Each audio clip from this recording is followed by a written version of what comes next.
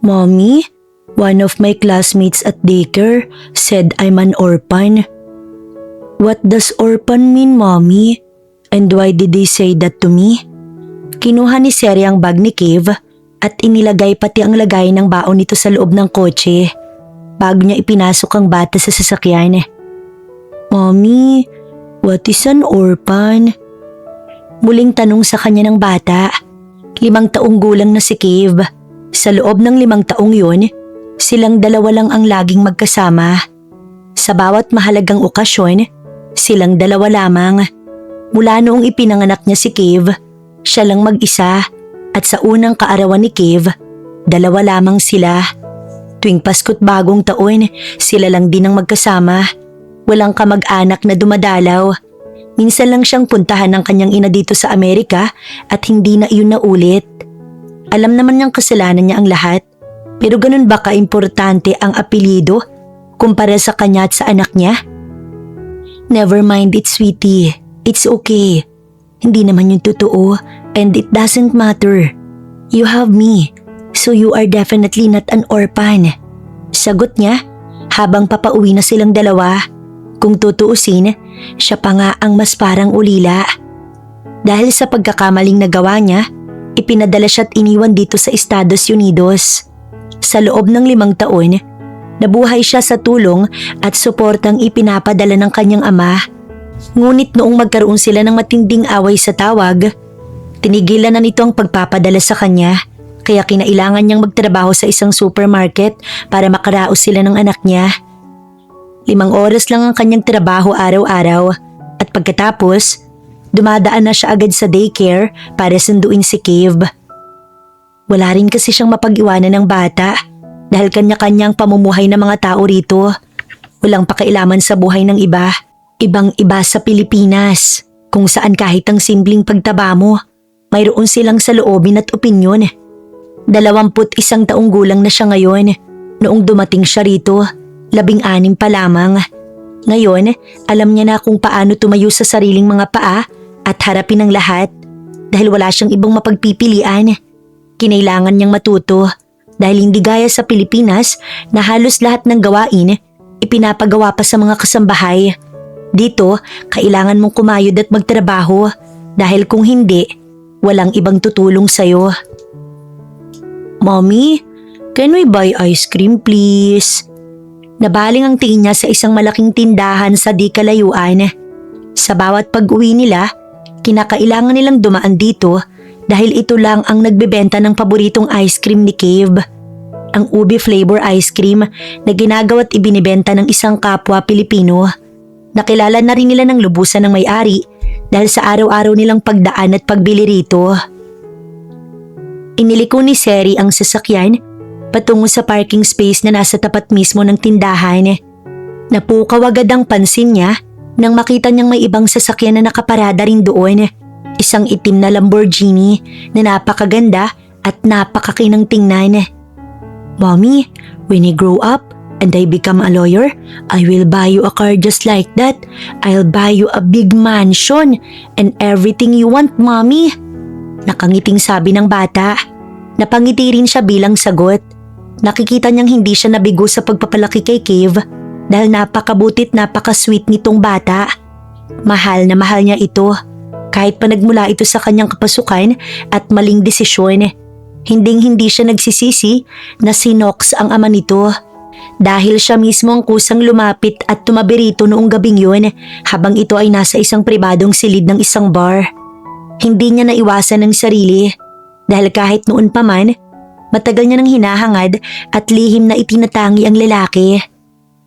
Yun pa nga ang pinaka-ikinagalit ng kanyang mga magulang noon sa kanya, na halos kaedad na ng kanyang ama si Knox.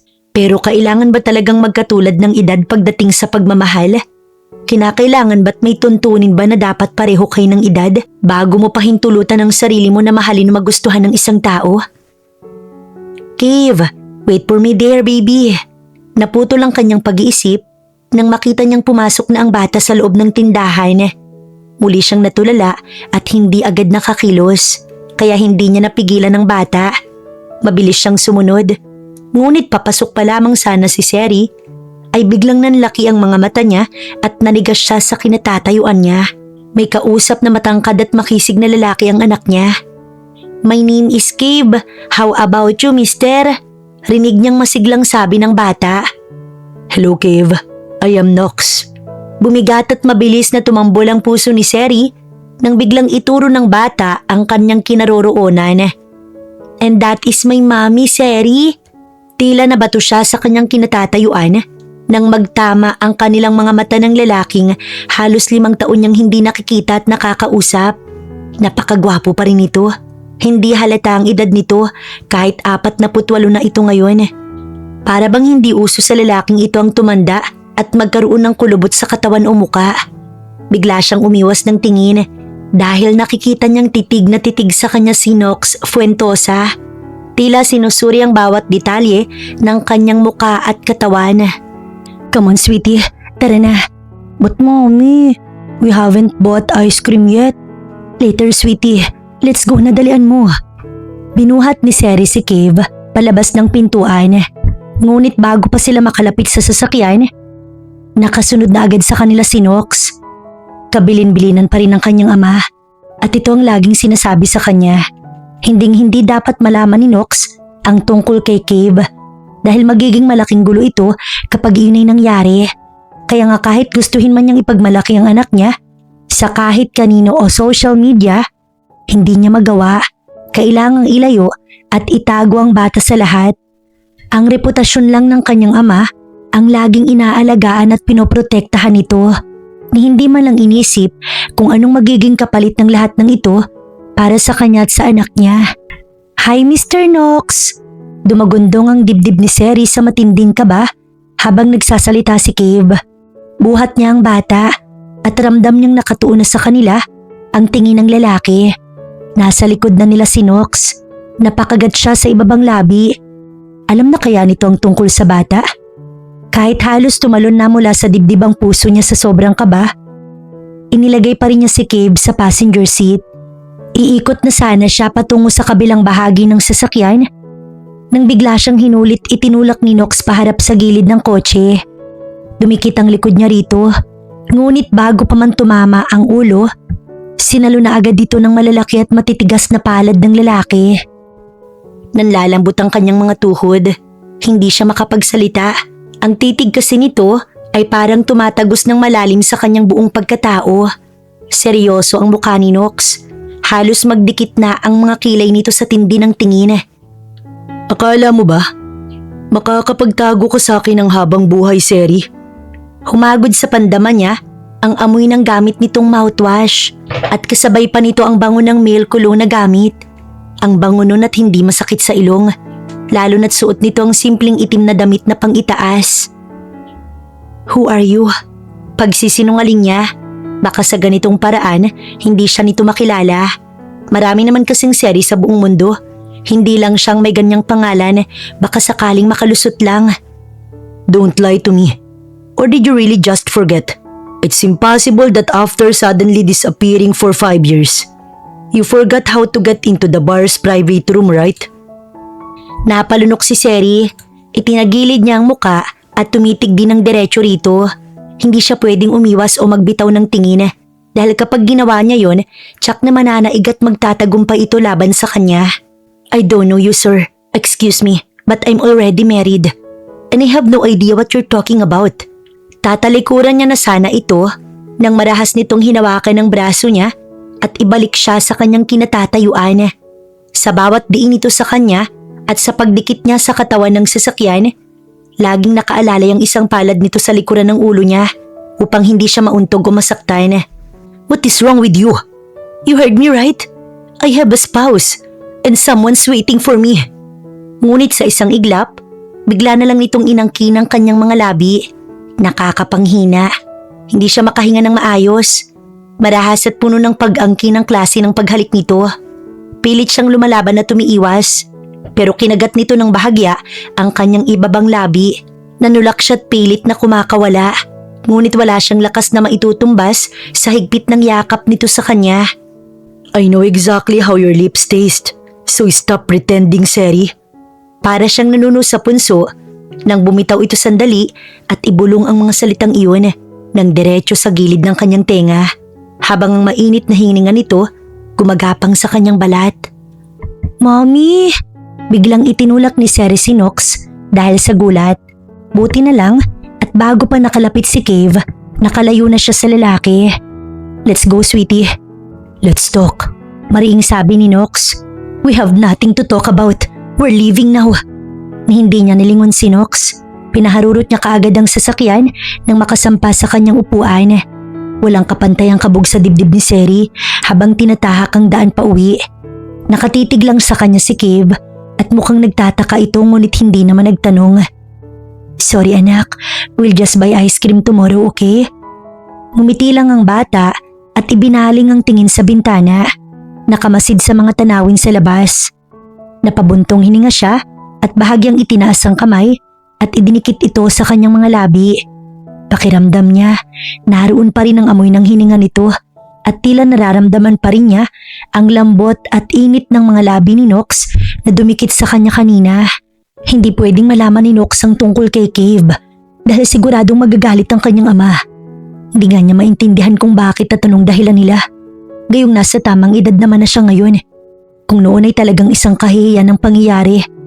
Dahil 16 pa lang siya at 43 taong gulang naman ito noon. Pero ngayon nasa tamang edad na siya. Sapat na para tumayo sa sariling mga paa at gumawa ng sariling desisyon. Ilang sandali pa, tumunog ang cellphone ni Seri. Kinuha niyang wireless headset at sinagot ang tumatawag nang hindi man lang tinitingnan kung sino ang kausap. Natigilan na lamang siya nang makilala ang boses na iyon, ang boses ng kanyang ama. Mag-ingat ka dyan, Seri. Balita ako'y nasa business trip si Nox at nandyan din siya mismo. Huwag mong hahayaang makita ka ng lalaking yan at pati na rin ang bastardo mong anak. Pigil na pigil ang galit na namumuo sa kanyang dibdib. Hindi siya pwedeng sumagot ng pasigaw o may halong galit dahil katabi lang niya si Cave. Naiintindihan mo ba ako? Malapit ng eleksyon, Seri, at ayokong may makuhang mga kalaban ko na magagamit laban sa akin. Nanatiling tahimik si Seri. Mas mahalaga talaga sa pamilya niya ang malinis na apelyido at pangalan. Wala silang pakialam sa kanya at sa buhay niya, pati na rin sa anak niya. Para bang hindi nila kaapu-apuhan ng tinatawag nilang bastardo. Gaano ba kabigat ang kasalanang nagawa niya para danasin niya ang ganitong kapalaran? Upang mapatawad, kinailangan niyang sumunod sa gusto ng pamilya. Upang makabawi, kinailangan niyang tiisin ang lahat kahit mabigat sa kalooban. Upang matawag na mabuting anak, kailangan niyang lumayo at itago ang kanyang itinuturing na pagkakamali ayon sa utos ng kanyang ina. Pero para sa kanya, ang pagkakaroon at pagpapalaki kay Cave kailanman ay hindi naging kasalanan. Tandaan mo, ayokong malaman ng lahat na nabuntis ka dahil lang sa sarili mong kapusukan. At lalo na't isa pa sa mga kapartner ko sa negosyo ang pinikot mo. Hiyang-hiya ako sa iyo, Seri. Dati napakataas ng inaasahan ko sa iyo. Pero sinira mo ang lahat dahil lang sa pagiging makasarili mo. Kaya ngayon bumawi ka sa akin. Itago mo ang batang yan. Huwag na huwag mong hahayaang may makaalam. Bigla niyang pinatay ang tawag. Sobrang sakit marinig mula sa sariling ama ang paulit-ulit na pagbanggit ng mga bagay na iyon. Halos sa bawat tawag, ipinamumukha nito sa kanya na siya ang lahat ng may kasalanan. Anak babana, mauna ka na sa loob. Utos niya nang huminto ang sasakyan sa garahe ng kanilang bahay. Marunong naman ito ng Tagalog, kadalasan English nga lang ang salitang gamit ng bata. Pero kinakausap rin naman niya ng Tagalog kaya nakakaintindi at nakakapagsalita naman ng Filipino. Naunang bumaba si Cave. Tumatakbo itong lumapit sa pintuan. Ang bahay na ito ay siya ring pinili ng kanyang ama. Malayo sa kabihasnan, liblib at iilan lamang ang kapitbahay. Tumigil sandali si Seri at tuluyang pumatak ang mga luhang matagal niya nang pinipigil. Hanggang kailan ba siya sisisihin ng kanyang ama? Hanggang kailan ba nito ipapamuk at ididikdik sa isip niya na maaga siyang nabuntis dahil sa kanyang sariling kagustuhan? Hanggang kailan ba niya pagtitiisan ng ganitong parusa? Na tila ba kasalanan niya lahat kaya nararapat lang na magtiis siya dito sa ibang bansa? Sobrang sakit na kahit na nagsisisi na siya noon, wala pa rin iyong halaga o saysay sa paningin ng kanyang mga magulang. Mas mahalaga ang yaman, mas mahalaga ang pangalan, mas mahalaga ang sasabihin ng ibang tao upang hindi lamang masira o madungisan ang kanilang apelyido, handa silang itaboy at itago ang sarili nilang apo. Dala ang mga pinamili, mga gulay at ang bag ni Kev, pumasok siya sa bahay. Inayos at pinahid niya ang kanyang sariling luha habang nasa sasakyan pa lamang.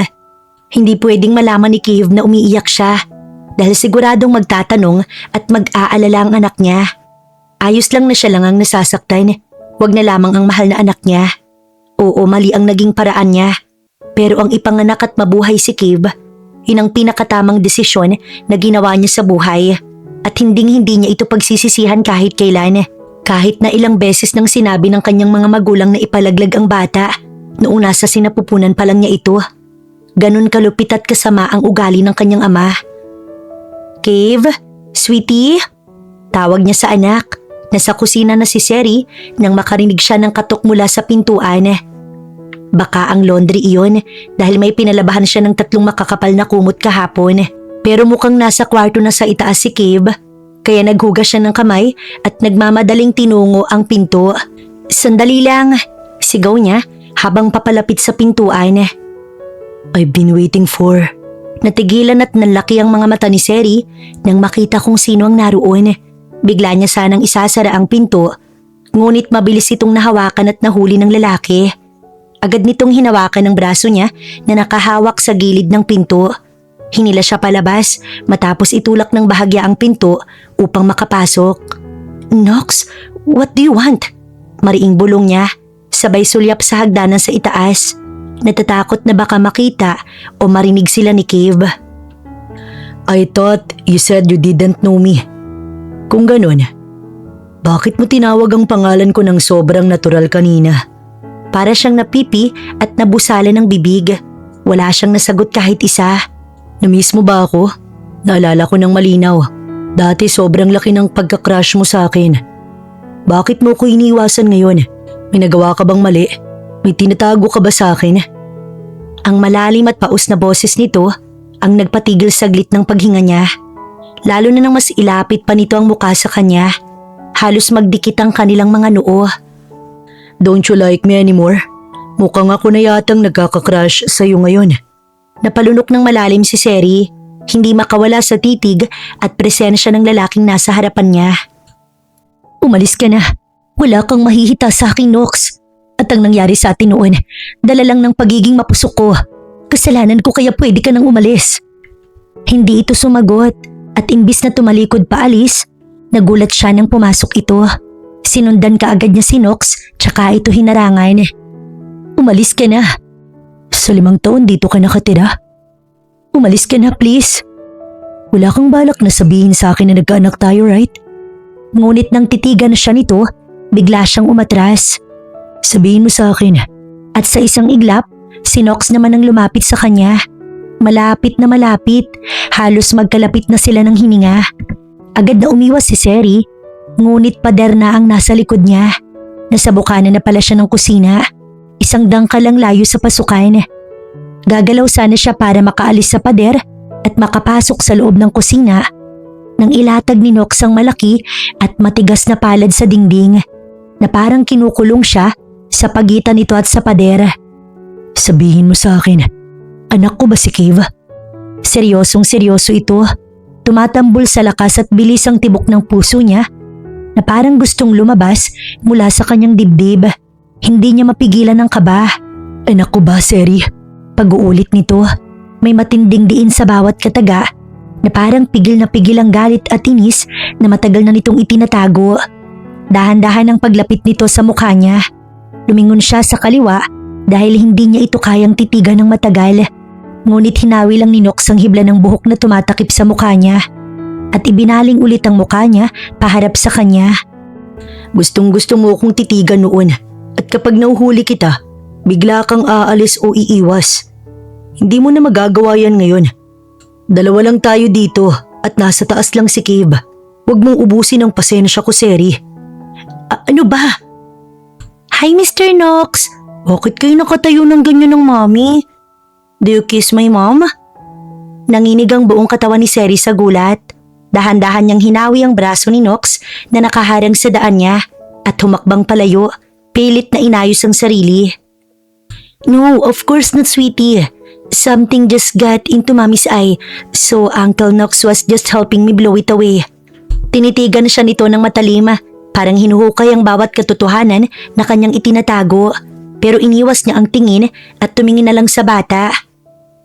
Yeah, young man, something really got into her eye. Really bad. Dagdag ni Nox, puno ng pahiwatig at mapang-asar ang tono ng boses. Lumipat ang tingin ng bata sa kanilang dalawa. Pabalik-balik na parang sinusuri ang bawat kilos at ekspresyon nila. Uncle Nox, do you like my mommy? Halos mabulunan si Seri sa sariling laway dahil sa simpleng tanong na galing sa 5 taong gulang na bata. Lumapit si Nox at binuhat si Cave nang walang pasabi. Hindi niya alam kung ano ba itong nararamdaman niya. Halo-halong takot, kaba at kakaibang init na kumakalat sa buong katawan niya. Bakit mo tinatanong? Tanong ni Nox. Seryoso pa rin ang muka habang nakatingin din sa kanya bago ibaling ulit ang tingin sa bata na nasa bisig na niya. Because uncle, a lot of people come here every day just trying to get rid of my mom. Kumunot ang noo ni Nox. Lalong lumalim ang ekspresyon ng muka at nagdilim ang paningin. And then what else? I don't like them and mommy doesn't like them either because mommy said. Nataranta si Seri, agad na sumingit at lumapit. Anak, pwede bang bumalik ka na muna sa taas? Magpahinga ka na muna doon, okay? Pero hindi ito bumaba mula sa pagkakabuhat ni Nox. Bagkos ay mas hinigpitan pa nito ang pagkakakapit sa leeg at balikat ng lalaki. Why, Cave? What did she say? Pagpupumilit pa ni Nox na parang walang balak bitiwan ng bata. Biglang umiti ng nakakaloko at puno ng kislap ang mga mata ni Cave. Secret! Sabay tawa ng malakas na parang tuwang-tuwa sa ginagawa niyang pang-aasara. Uncle Nox, why do we look the same? Look at your face, then look at mine. We're exactly alike. Are we twins? Kinakapos ng hininga si Seri. Parang hirap na hirap siyang huminga at magsalita dahil sa bigat ng sitwasyon. Tumawa naman si Nox. Napakagwapo. Lalong lumabas ang magkabilang dimple na siyang dimple ring taglay at namana ni Cave. Ask her, Mom, Cave. Ask her why we look alike. Sagot ni Nox. Nakatuon pa rin ang tingin sa kanya na parang humahamon at naghihintay ng sagot. Napalunok si Seri. Nagtanggal siya ng bara sa lalamunan para makapagsalita. Cave, pumunta ka na muna sa itaas, okay? Do what mommy said, please. Seryosong-seryoso niya nang sabi. Halos magmakaawa na ang tingin niya. Tinitigan muna ng bata si Nox bago sumagot ng masigla. We'll play later, okay? After you and mommy finish talking, uncle. Promise? Sure. Uncle will go up right after I talk to your mom. We have a lot of things to talk about. Sagot ni Nox, tila may matinding pagbabanta sa bawat salitang binibitiwan nito habang nakatitig sa kanya. Bumaba na ang bata mula sa pagkakabuhat ni Nox, tsaka naglakad paakyat ng hagdanan habang kumakanta-kanta. Nang makaalis na ito at wala nang makakarinig sa kanila, mabilis na hinuli ni Nox ang bewang niya at idiniin siya ng mahigpit sa pader ng kusina. Bakit? Dahil ako pa rin ang crush mo? Dahil ako pa rin ang mahal mo? Tell me, Seri, dahil ako pa rin tama ba? Pilit siyang umiiwas sa mata nito.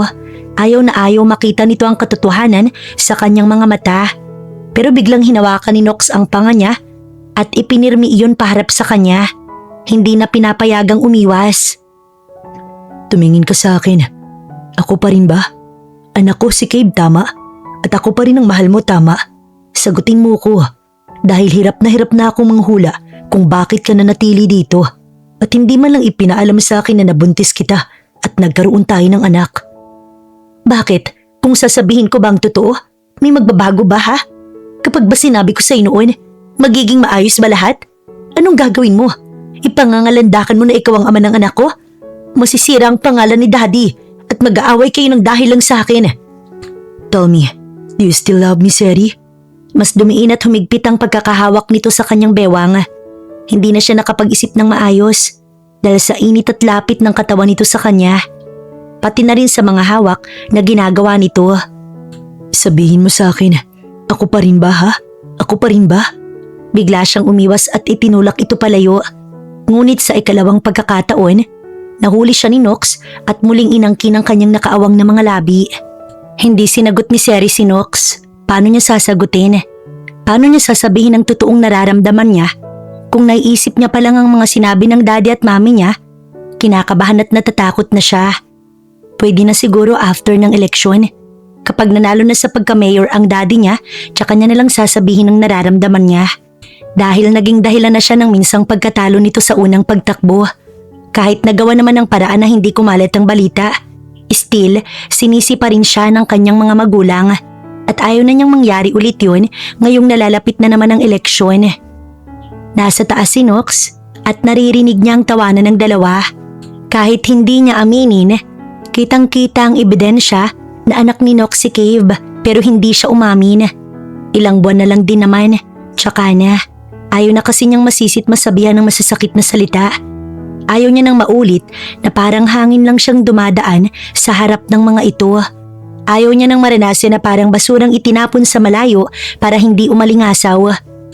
Bulalo, piniritong isda at ginisang ampalaya na may itlog ang ulam nila ngayong hapunan.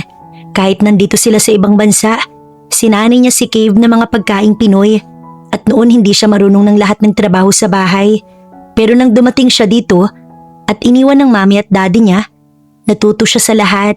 Mahirap dahil simula bata ay kasambahay lang ang gumagawa ng lahat ng iyon, pero kinaya niya. Hanggang sa lahat ng bagay, natutunan niya lang sa kanyang sarili. Noon spoiled brat siya. Easy-go-lucky na students. Nahihiya siya sa sarili dahil hindi siya nakatungtong ng college dahil kay Cave. Dahil mas inuna niya itong alagaan kaysa mag-aral dito. Sinabi ng daddy niya na mag-aral siya, pero wala naman siyang tulong na natanggap para may mag-alaga sa baby niya. O di kaya, yaya ng baby niya. Kaya hindi na siya nag-aral. Hinayaan niya iyon at pinili si Cave. May kaunting pagsisisi pero kapag nakikita niya ang anak niya, napapawi ang lahat ng mga failures sa kanyang buhay. Inilatag muna ni Seri ang pagkain sa dining bago umakyat sa taas para tawagin ang mag-ama. No, Uncle. Mommy didn't say anything at all. Bakit daw, Cave? I don't know. But if Mommy does say something later, I hope she say yes. Kasi magkamukha talaga tayo. Tumawa si Nox. Nasa harap silang dalawa ng mga Roblox toys ni Cave at nagtatayo ng kung anong building. Nakatalikod sa pinto si Nox at abala naman sa ginagawa si Cave. Gusto mo ako ang maging daddy mo? Yes, Uncle. We're both so handsome. But you have white hair on your head. Uncle is already old cause I'm still waiting for your mommy. Biglang tumigil si Cave sa ginagawa at tumingin sa lalaki. Do you love my mommy? I tell her that for you. Will you help me court your mommy, young man? Yes, Uncle, so you can be my daddy too, and so my mommy can be happy, and someone can protect her from her own dad. Bigla siyang kumatok at binuksan ang pintuan. Bago pa man makapagsalita ng kung ano si Cave, tinapos niya na kaagad yun. Let's eat. Sumilay ang ngiti sa labi niya. Nauna si Cave na tumakbo palabas na sinundan ni Nox. Habang siya, pumasok sa kwarto ng bata at dinampot ang mga kalat. Mamaya na yan, tara na. Ngunit kulang na lang, tumalo ng puso palabas sa dibdib ni Seri nang hawakan siya ni Nox sa magkabilang bewang habang bahagyang nakayuko. Umiwas siya kaagad. Natuto ka na ng lahat ng trabaho sa bahay. Samantalang nun hindi ka nabubuhay ng hindi nakakapag-utos sa kasambahay nyo. Halos kahit pagligo mo, inuutos mo sa kasambahay mo. Ayoko sa ugali mong ganun, Seri. Pero ngayon I think, nagbago ka bigla dahil sa nakikita ko. Lumabas ka na doon, sumunod ka na kay Cave, ako na dito. Ayaw mo ba talagang sagutin ang mga tanong ko kanina? Nox, alam mo naman kung bakit. Kung ganun, hayaan mong ligawan kita, Seri. Ano ba, Nox? Mahirap bang intindihin na ayoko? Ayaw mo? O takot ka lang na mahulog palalo sa akin, Seri? Don't worry, hindi ka naman mahuhulog dahil sasaluhin kita. Sasabihin ko kay Cave na ako ang daddy niya Hindi, wala kang magagawa. Pigilan mo ko kung kaya mo. Biglang lumabas ng silid si Nox, kaya maagap niyang hinabol at hinuli ito sa kamay, sabay hila pabalik sa loob ng silid. Tama lang din na nahuli ni Nox ang doorknob. Bumagsak iyon pasara kasabay ng pagtulak ni Nox sa kanya sa kama at nadaganan siya nito. Sabi nila, kung kamukha ng daddy ang anak niya, mahal na mahal siya ng babae nung nagbubuntis siya. I think, naniniwala na ako sa sabi-sabing yun. Ano ba? Ang tanda mo na pero ganyan ka pa rin. Matanda? Wala pang nagsabi sa akin noon. Ikaw pa lang. Gusto mo bang maranasan kung anong kayang gawin ng matandang to? Just tell me. Pwede naman nating unahin ang dessert bago ang dinner. Umiwas siya ng tingin dahil pakiramdam niya nangangamatis na ang kanyang buong muka sa hiya. It's so yummy. Right, Uncle Nox? Uminom ng tubig si Nox. Tumingin ito kay Cave at ngumiti ng malapad. Super yummy. Agad na umiwas si Seri ng tingin nang tumingin si Nox sa gawin niya. Nakita niya pa ang kakaibang kislap sa mata nito. Hindi niya alam kung nasarapan ba talaga ito sa niluto niya o nagkukunyari lang para hindi siya ma-offend. Ngayon pa lang sila ni Cave nagkaroon ng kasabay sa hapunan. Simula nang isilang niyang anak niya, siya lang ang kumakain mag-isa. Naalala niya nung unang luto niya na sobrang alat na sinabawang isda at minsan naman sobrang tabang din. Kung hindi sunog ang itlog, nasisira pa kapag kanyang piniprito. Sa halos 3 buwan, nagpapalaba pa siya ng damit dahil hindi siya marunong. Sobrang hirap noon na wala kang ibang kasama, kundi ang sanggol na panaiyak sa kuna. Kahit sa banyo, dala niya si Cave. Puro puyat siya at may mga pagkakataon na dumating sa puntong nakaramdam siya ng matinding lungkot at panghihina. Tapos nagkaroon pa siya ng takot at pangamba dahil sa gabi-gabing pag-iisip, kaya hindi na siya makatulog ng maayos. Makakatulog man, sandali lang, magigising din agad dahil umiiyak ang anak niya at kailangan niyang magtimpla ng gatas. Wala kang magulang na dumadalaw o tumutulong kahit kumpleto naman sana siya sa ama't ina. Pero ni minsan, walang lumapit o dumalaw sa kanya. Walang nagtanong kung ayos lang ba siya at tumatawag lang ang mga ito para sermonan siya. Noon, mahal na mahal siya ng lahat. Binibigay sa kanya ang kahit anong gusto niya. Pero dahil sa ginawa niyang pagkakamali, nabago ang lahat sa isang iglap lamang. Ang mga taong dating nagmamahal sa kanya, parang wala na siyang halaga, hindi na siya iniintindi o pinapansin pa. Naalala niya ang kapatid niyang si Shara. Nalaman niyang ipapakasal ito ng kanilang mga magulang sa isang mayamang anak ng gobernador. Iyon ang napagtanto niya. Siguro kung hindi siya nabuntis ni Nox, ganoon din ang gagawin sa kanya. Pag-aaralin at ibibigay lahat ng luhot pangangailangan upang kapag nasa tamang edad na, magamit siya at gawing collateral para lalong lumago ang yaman at kasikatan ng apelyidong iniingatan ng kanyang ama. Para bang inanak lang sila sa mundo upang gawing kasangkapan at negosyo. Mommy? Why? Bakit po kayo umiiyak? Bigla niyang pinahid ang mga luha. Hindi niya napansing umiiyak na pala siya ng tahimik. Agad na tumayo si Cave para lumapit sa kanya, habang si Nox nakatitig lang din sa kanya.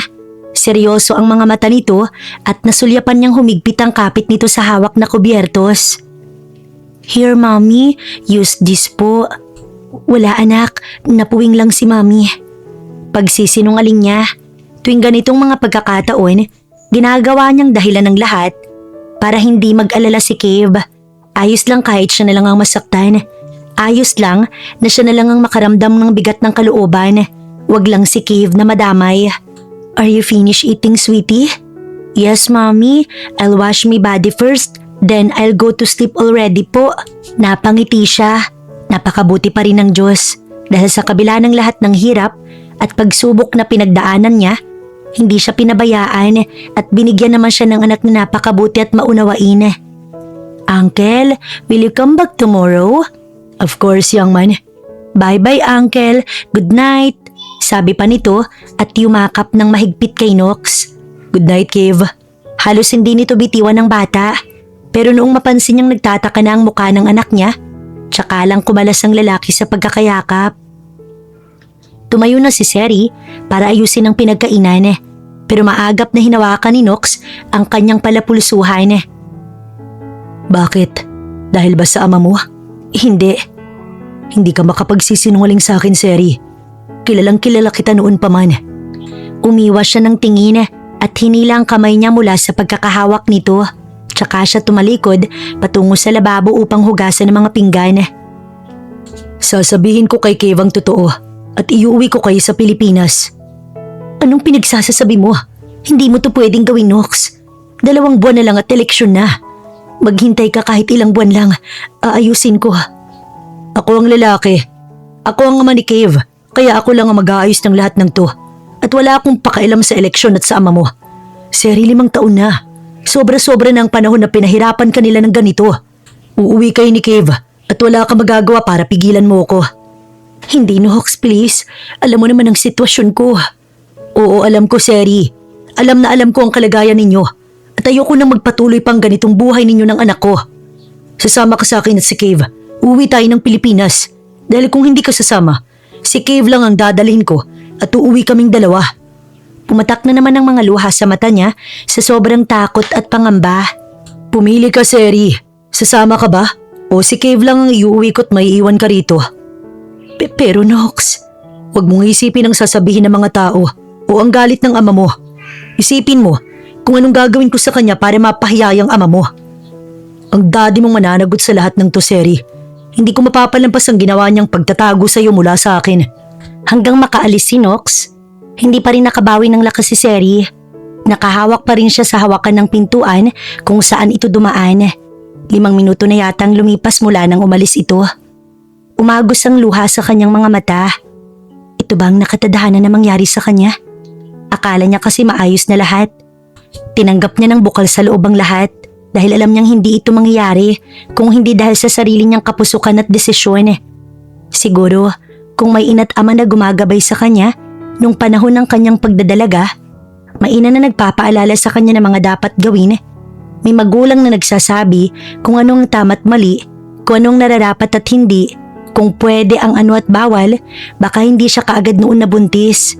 Imbis kasi na sa kanilang mga anak nakatuon ng atensyon ng kanyang mga magulang, ginugugol nila ang oras sa araw-araw na pakikipagharap sa media, sa walang humpay na pamimili ng kanyang ina, pagpunta sa mga salon at pagwawaldas ng pera. Noon kapag may gusto siyang sabihin o ipagbigay alam, bago pa man niya mabuksan ang kanyang bibig, binibigyan na agad siya ng pera. Gayong hindi naman pera ang kailangan niya noon, kundi isang ina na makakausap, mapagsasabihan ng mga hinaing, at makakapagbahagi ng mga saloobin bilang isang nagdadalaga. Kaya marahil napunta siya sa ganitong sitwasyon. Bumuntong hininga si Seri. Ang sabi ni Nox bago ito bumalik, dapat ay nasabi niya na kay Cave ang buong katotohanan. 3 araw lang ang ibinigay nitong panahon. Hindi niya alam kung saan magsisimula o paano ito sasabihin. Alam niyang maiintindihan at tatanggapin naman ni Cave, pero siguradong magtatanong ito kung bakit ngayon lang dumating si Nox, kung bakit ngayon lang nito inako ang pagiging ama. Anong isasagot niya? Wala siyang kahit anong handang paliwanag para rito. Dahil bigla na lamang sumulpot si Nox sa panahong hindi niya inaasahan at hindi pa siya handa. Baby, Cave, mahina't nanginginig na tawag niya sa anak kinabukasan ng umaga. Day off niya ngayon, wala siyang pasok sa trabaho. Kanina pa siya nagpasa at nagbigay ng kanyang resignation. Habang mahimbing pa ang tulog ni Cave, pumunta siya sandali sa kanyang pinapasukan upang personal na ibigay ang sulat. Mabuti na lamang at mabait at maunawain si Mr. Sukuro, ang kanyang amo. Ibinigay nito sa kanyang lahat ng natitira niyang sahod, pati na rin ang mga bonus at karagdagang bayad na dapat niyang matanggap. Pagdating niya sa bahay, kagigising lang din ni Cave. May pasok sana ito sa daycare pero hindi niya na ito dadalhin pa. Mamayang hapon, tatawag at magpapaalam na rin siya sa guro ni Cave at ipapaliwanag na hindi na ito makakapasok. Sa loob ng 5 taong pananatili nila rito, naging magaan naman ang naging takbo ng kanilang pamumuhay. Marami na rin siyang nakilalang mga tao at masasabi niyang may mga taong mas mabuti pa kaysa sarili niyang kamag-anak. Mga taong tunay na nag-aalala para sa kanyang kalagayan, sa kalagayan nila ni Cave. Samantalang ang kanyang mga magulang tila wala namang pakialam sa kanya kahit kaunti. "Good morning, Mommy!" Yumakap ito ng mahigpit sa kanya pagkaupo niya sa gilid ng higaan nito. Naiiyak na naman siya. Kailangan na hindi siya magsisisi na ipinaglaban niya noon si Kib. Noong panahong nais pa siyang ipalaglag ng kanyang ina't ama. Ito ang pinakatamang desisyon na nagawa niya sa buhay at hinding-hindi niya ito babaguhin kahit kailan. "Anak, may sasabihing importante si Mami. Makinig kang mabuti, okay?" Pero bago pa man siya makapagsalita, biglang tumunog ang doorbell sa ibaba. "Wait a minute, sweetie. May bisita tayo. Hintayin mo ako rito, ha?" Paglabas niya ng silid, saktong tumunog naman ang kanyang cellphone na nasa bulsa ng suot niyang damit. "Seri, may pinapunta akong tao dyan. Kukunin niya kayo ngayon dahil nandyan daw mismo sa lugar ninyo ng anak mo si Nox. Kailangang mag-ingat. Maghanda kayo ng bata at umalis na dyan. Paparating na ang susundo sa inyo. Sumama ka para hindi na tayo magtalo." Binalot siya ng matinding takot matapos marinig ang boses ng ama sa kabilang linya. Wala siyang nasagot, pinatay na lang niya ang tawag. Habang pababa siya ng hagdan, gumapang ang takot sa bawat sulok ng kanyang puso. Sana ay laundry lang yun dahil kahapon pa naman hindi na i-deliver ang kanyang mga labahin. Ngunit pagbukas niya ng pinto, isang matangkad at malakas na lalaki ang bumungad sa kanya. "Your father told me to come and bring you." Hindi kami sasama sa'yo." Nakahalukip-kip lang siya at bahagya lang na nakabukas ang pinto. Isasara na sana niya ito nang bigla itong itinulak ng lalaki ng marahas at malakas. Dahilan upang bumukas ito ng malawakan. "I am not your servant and your father ordered me. I will bring you both with me, whether you like it or not." Agad na hinawakan at hinuli ng lalaki ang kanyang mga braso. Narinig niya naman ang mga yabag pababa ng hagdan, si Kiv. "Bumalik ka sa kwarto mo, anak. Ilak mo ang pinto at huwag kang lalabas." Biglang umiyak si Kiv habang nagmamadaling bumalik sa itaas. Hihilahin sana siya ng lalaki upang habulin ng bata, pero may biglang kumuha sa isang kamay niya at sa isang iglap, malakas at mabilis na lumipad ang lalaki papasok sa loob ng bahay at tumama ng malakas ang katawan nito sa nakatayong kabinet. "Nox?" Nanginginig na bulong niya nang makilala kung sino ang dumating at gumawa noon. Tumayo ito mula sa pagkakadapa, namimilipit sa sakit habang hawak ang dibdib na tumama sa matigas na kabinet. Pero bago pa man ito makabawi o makahawak ng kahit ano para ipagtanggol ang sarili, naramdaman na lang nito ang malamig at nakakatakot na titig ni Nox. Ang dating mabait at nakangiting lalaki sa harap ni Kev ay wala na. Ang nasa harapan niya ngayon ay si Nox Fuentosa, ang bilyonaryong kilala sa pagiging matigas at walang kinatatakutan. Dahan-dahang humakbang palapit si Nox. Bawat yabag parang dumadagundong sa buong bahay. Nakapamulsa lang ito, pero ang bawat lakad ramdam ang tensyon. "Tawagan mo't sabihin kay Philip Bercuva na nakita ko na ang anak na itinago niya mula sa akin. Kaya wag na siyang mag-abala na mag-utos para itakas ang nakatapo niya dahil hinding-hindi na ulit ako papayag na mawala sa paningin ko ang mag-ina ko." Seryoso, malamig at walang bahid ng pag-aalinlangan ang bawat salitang binitiwan ni Nox. Nanginginig na ang tuhod ng lalaki habang nakikinig at nang makabawi ng kaunti, nagmadali itong tumakbo palabas ng pinto. Parang takot na baka may gawin pa sa kanyang lalaking nasa harapan niya. Nang makaalis na ito, tsaka lang humarap si Nox kay Seri. Nakita nito na nakahawak na ng mahigpit ang dalaga sa kanyang dibdib. Namumutla at nanginginig pa rin sa takot. "Hindi ko alam kung paano kita mapapasalamatan, Nox." Nanlaki ang mata ni Seri nang dumampi ang labi ni Nox sa kanyang labi. "One kiss is enough for my babe." Para siyang natuklaw ng ahas sa kinatatayuan. Hindi siya nakagalaw sa gulat. "Hindi na ako papayag na hindi ko pa kayo madala ngayon, Seri. Siguradong babalikan ka ng tauhan ng daddy mo dito." Niyakap din siya nito. Ramdam na ramdam ni Seri ang matigas nitong katawan. Sa sandaling yon, muling narinig nila ang pag-iyak ni Cabe mula sa itaas. Malakas at puno ng takot. "Mommy? Are you okay, Mommy?" Agad na kumala si Seri at akmang tatakbo paakyat, pero naunahan na siya ni Nox. Mabilis itong umakyat ng hagdan at makalipas lang ang ilang sandali, narinig niya ang pagtigil ng iyak ng bata. Lumabas sila ng kwarto. Karga-karga na ni Nox si Cave na nakayakap ng mahigpit sa leeg nito. Nakasubsob ang muka sa balikat ng lalaki habang humihikbi pa ng kaunti. Bumaba sila at sinalubong agad sila ni Seri. Agad na hinaplos at niyakap ang anak. Baby, ayos lang ba ang baby ko? Sorry kung natakot ka anak. Mommy, Uncle Nox came just in time. That bad man wanted to hurt you, right? But Uncle Nox was strong, Mommy. Nung nakita ko po siya, Mommy, hindi na po ako natakot.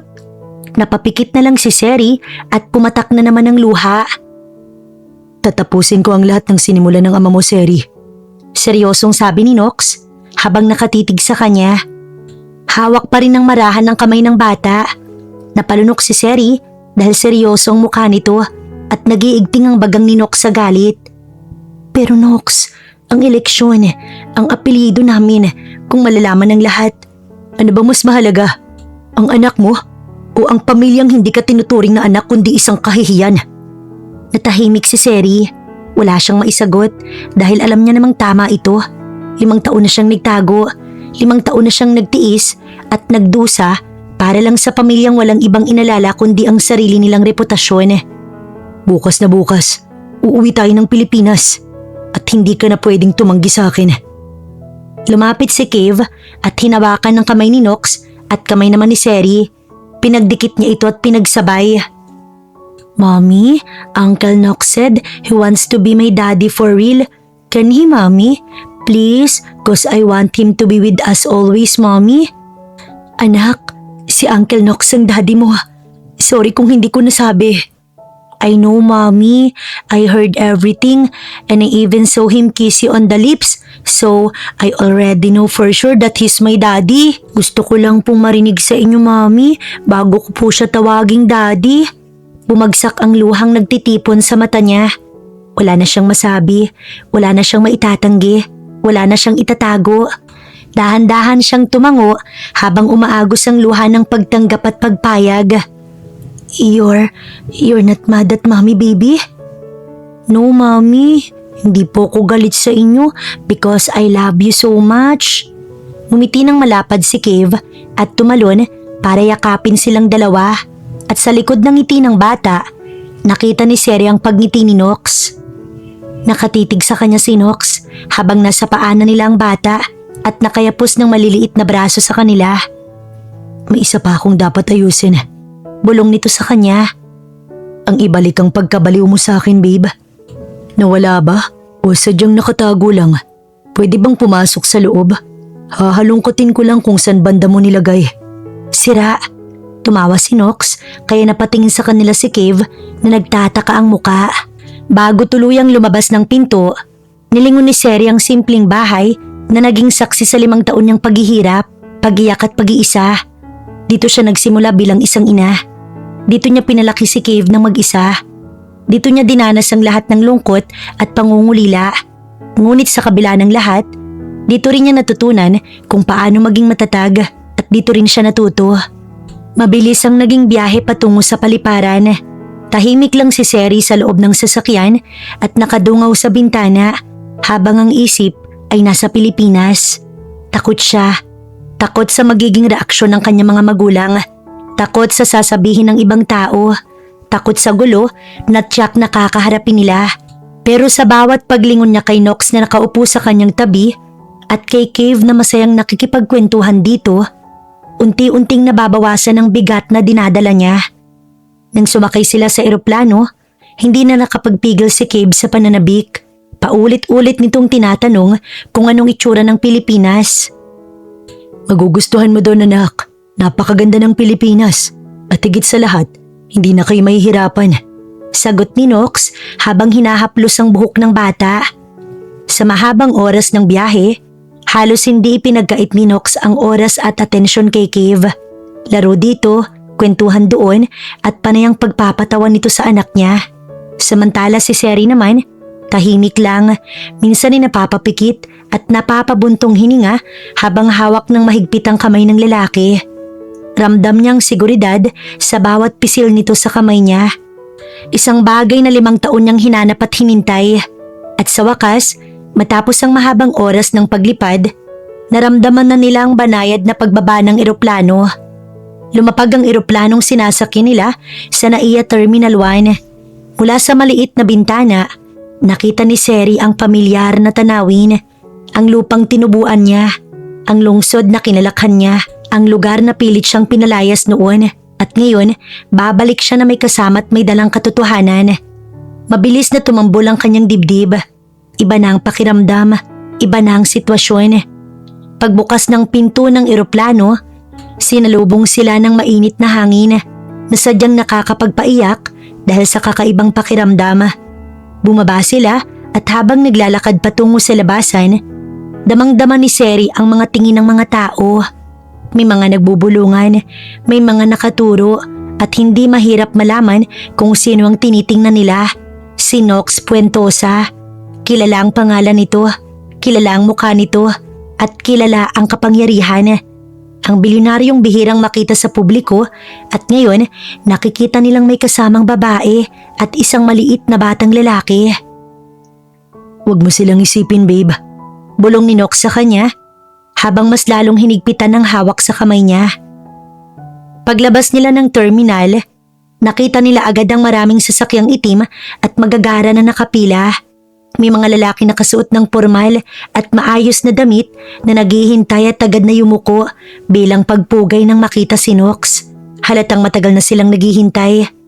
Isang matangkad at may edad na lalaki ang lumapit at sila'y sinalubong. Seryoso at puno ng paggalang ang tindig. Sir Nox, maayos po ba ang biyahe? Nakaabang na po ang lahat at nakahanda na rin ang sasakyan. Tumangulang si Nox at inalalayan si Seri na sumakay na sa pinakamalaking sasakyan sa gitna.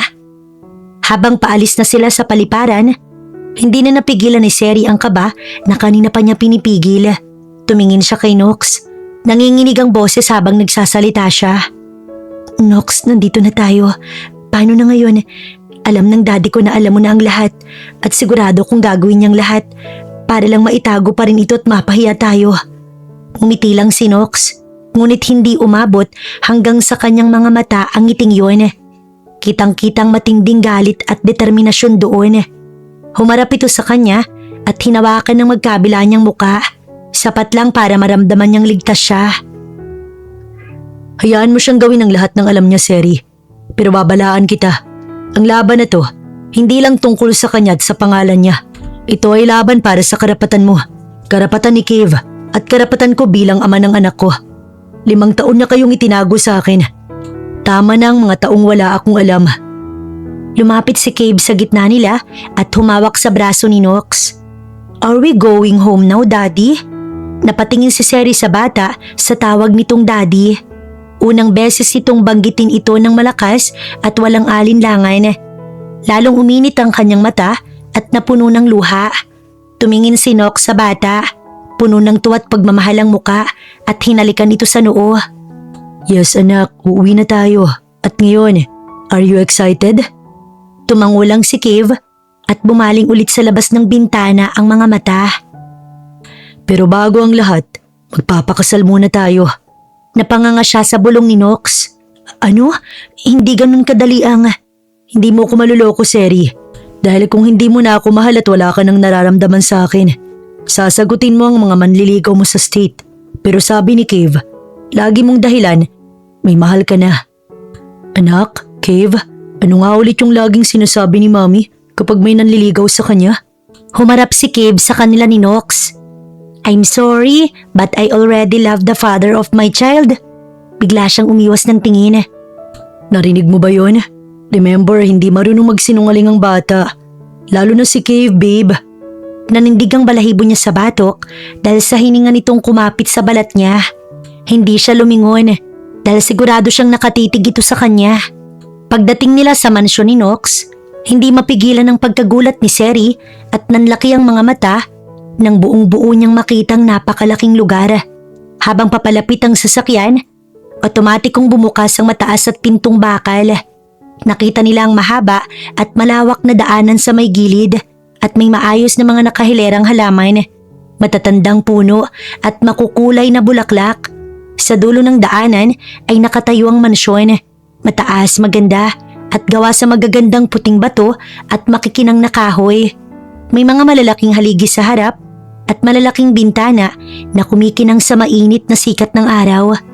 Wala pa siyang nakitang ganito kalaki at kaganda, kaya't hindi niya mapigilan ng paghanga at hindi mapigilang tumitig ng matagal dahil ang bahay nila modern style pero ito parang mini palace sa ganda at laki. Huminto ang sasakyan sa harap ng pangunahing pinto na agad ding bumukas na parang sumasalubong sa kanila. May mga tauhan na nakapila sa labas, nakasuot ng maayos na uniforme at yumuyuko ng malalim nang makita si Nox. Sobrang respeto ang ipinakita nila sa kanya. "Maligayang pagdating po, Sir Nox," magalang na sabi ng matandang lalaki. "Ang lahat ng inutos ninyo ay naihanda na po." Unang lumabas si Nox at binuhat si Cave mula sa sasakyan gamit ang isang braso, habang ang kabilang kamay inabot kay Seri at naghihintay na hawakan niya ito. Dahan-dahan niyang hinawakan ng kamay nito at patuloy pa rin siyang nakatingin sa paligid na puno ng paghanga. Hindi pa rin makapaniwala sa nakikita. "Ito ang bahay mo? Ikaw lang mag-isa dito?" Ngumiti si Nox. Mainit ang tingin habang nakatingin sa kanya at saka sa batang masayang tumatalon sa kanya mga braso na hinihila na siya para tumakbo. "Tatlo na tayo, kaya may kasama na ako, babe." Paglipas ng ilang sandali, kumala si Cave sa pagkakabuhol sa mga braso ni Nox at tumakbo sa paligid ng pasukan. Itinuturo ang bawat nakikita. "Wow, this is like a palace, Mommy. Can I play in the garden? Can we have lot of..." Tumawa ng mahina si Nox at ginulo ang buhok ng bata. "Of course, son. Lahat ng gusto mo." Umikot-ikot si Cave at tumakbo sa bawat sulok ng kabahayan. "At ikaw, akin ka." Hinapit siya nito sa bewang kaya nanigas si Seri. Hindi pa nga siya nakakabawi sa sinabi nito sa kanya kanina. Tapos heto na ulit. "Nox, nakikita tayo ng mga kasambahay niyo." "Manang, this is my soon-to-be wife. And that little boy is my son. Kung paano niyo ako igalang, ganun din sila. Naiintindihan niyo?" "Opo, Sir Nox." Sagot ng 5 kasambahay. Yung tinawag nitong Manang ang pinakamatanda. Sa tingin niya, nasa 70 na siguro.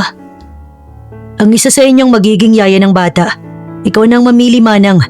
Gusto ko yung maaalagaan si Cave ng maayos. At hindi ko malalaman na pinagbubuhatan siya ng kamay, sinisigawan o kung ano paman."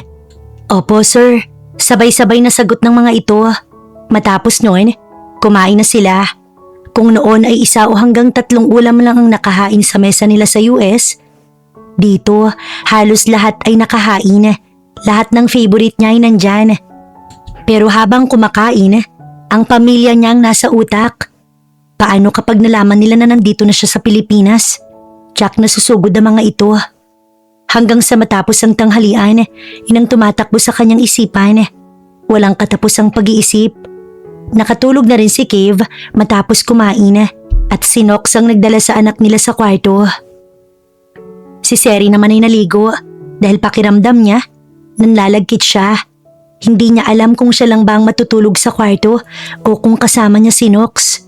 Pero paglabas niya ng banyo, halos ibulong niya ang pangalan ni Nox. Sino ba naman ang hindi? Wala siyang kahit na anong suot maliban sa nakatapi sa kanyang tuwalya at nakita niyang nakatayo ito sa gilid ng kama. Hindi siya makagalaw. Hinawakan pa nito ng mahigpit ang nag-iisang tuwalya na bumabalot sa kanyang katawan. Sa paraan ng pagtingin nito sa kanya, parang hinuhubaran siya. "I'm just checking you out." Hindi niya kinakaya ang titig ng lalaki, kaya tumingin siya sa ibang direksyon habang tumatango. Naglakad ito patungo sa pinto. Bahagyang humina ang bilis ng tibok ng kanyang puso. Parang nabawasan ng takot at kaba na umuukil-kil sa buong pagkatao niya nang makitang palayo ito sa kanya. Ngunit ang hinala niya ay mali. Nilak nito ang pinto. Halos umatras siya nang makita itong mabilis na tinawid ang kanilang pagitan. Hinawakan nito ang pisngi niya at hinalikan siya. Nanlaki ang mga mata niya. Hinalikan siya nito ng mariin at malalim. Halos sakupin ng labi nito ang buong labi niya.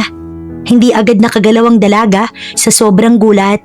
Agad na niyakap ni Nox ng mahigpit ang kanyang bewang. Itinulak siya palapit sa pader at idiniin ang buong katawan niya sa kanya. Agad niyang naramdaman ang matigas na bahagi ng katawan ng binata na nakadikit sa kanya. Sobrang tindi ng nararamdaman niya. I want you, babe.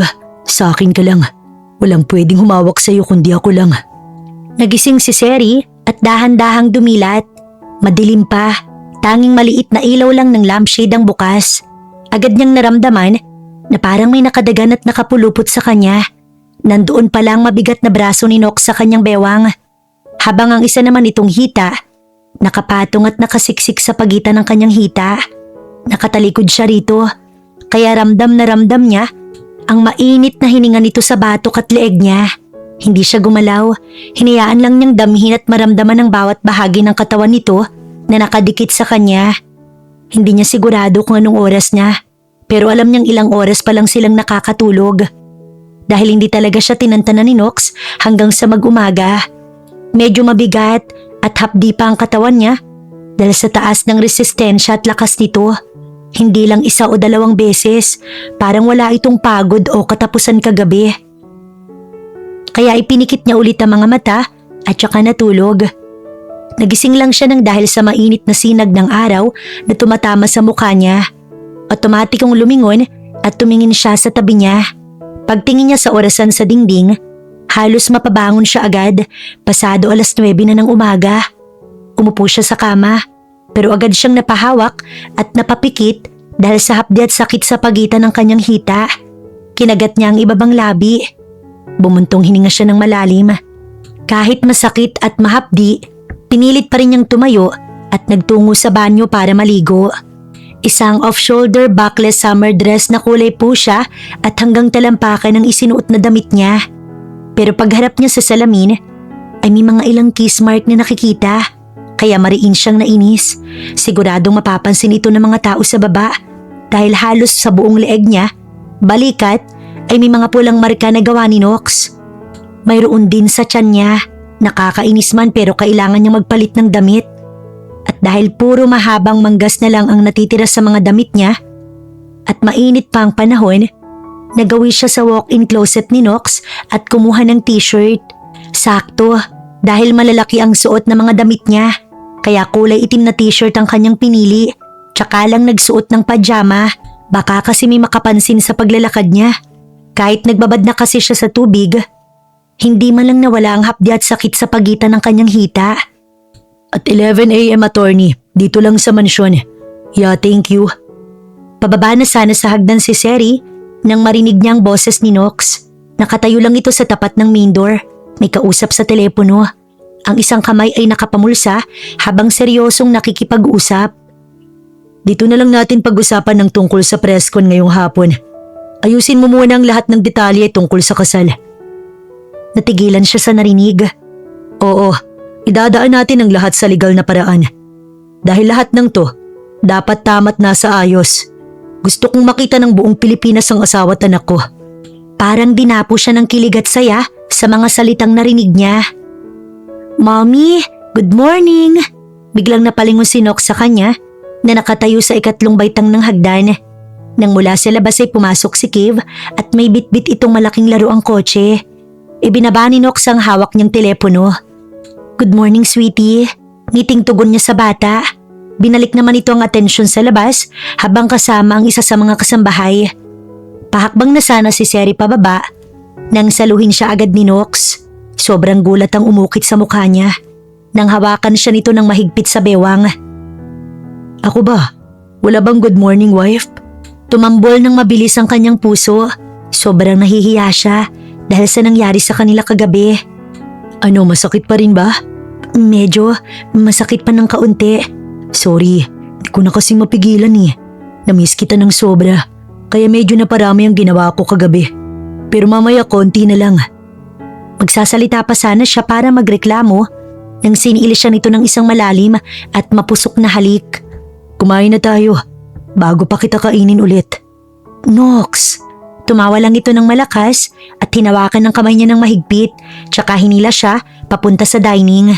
Katatapos pa lang nilang mag-breakfast nang pumasok ang isa sa mga kasambahay at magalang na nagsalita. Sir Knox, nasa labas po si Attorney Sanchez. Agad na napatingin si Seri kay Knox. Parang wala naman dito ang balita. Parang inaasahan na nga nito na darating ang abogado. Tumayo ito at inabot ulit ang kamay niya. Medyo naguguluhan at gulat pa rin. Sumunod na lang siya. Paglabas nila, nakita niya ang isang matandang lalaki na nakasuot. May dalang makapal na dokumento at maliit na kahon. Ito yatang sinasabi at katawagan ni Knox kanina, si Attorney Sanchez. Good morning, Sir Knox. Ma'am Seri, it's a pleasure to be here. Bati nito ng magalang at bahagya pang yumuko. Good morning, Attorney. Thank you for coming right away. Sagot ni Knox, sabay kapit ng mahigpit sa bewang ni Seri. Is everything ready as I instructed? Yes, sir. All legal documents are properly arranged and every detail for the ceremony is set. Just as you requested, it will be a simple, private affair held right here inside the mansion. Napasinghap si Seri. Nanlalaki ang mata sa gulat. Ceremony? Ibig sabihin, ngayon na mangyayari ang kasal? Yes, wife. Right now. Because I want you to be mine completely.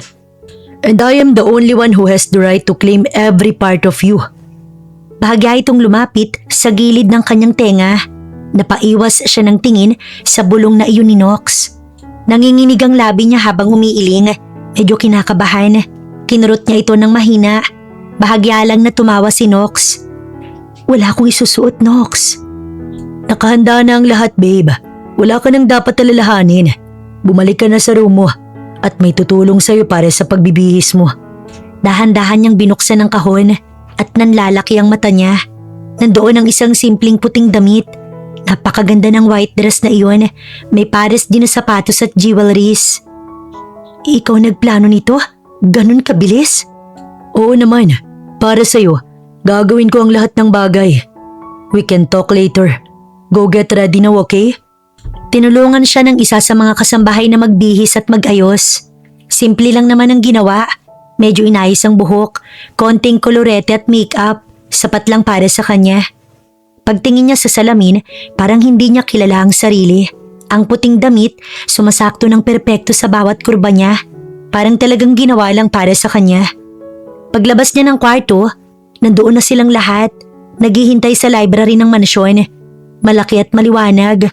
Nandoon si Attorney Sanchez, si Knox na nakaayos na rin at nakatingin sa kanya na parang siya ang pinakamahalagang bagay na nakita nito sa buhay.